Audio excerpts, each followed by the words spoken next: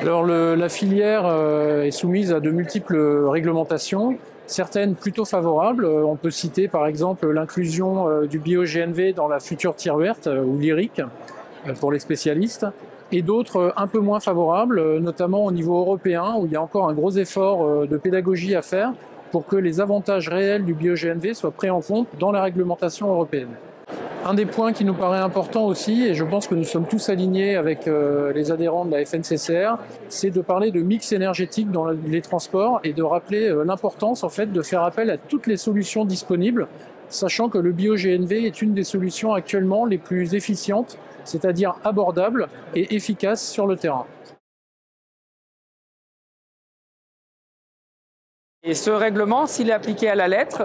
peut signifier la fin de la mobilité au biogaz. Parce qu'en fait, il n'y a pas de différence qui est faite entre du méthane issu des énergies fossiles ou du méthane issu de la méthanisation via donc, la valorisation des cultures qu'on a pu donc, mobiliser sur les territoires pour produire ce biogaz.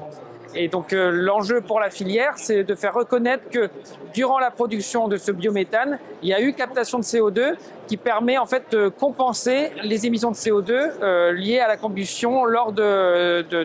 la mobilité autorisée par les véhicules qui roulent au biogaz. Donc on a un vrai enjeu à faire reconnaître ce qu'on appelle l'analyse du cycle de vie,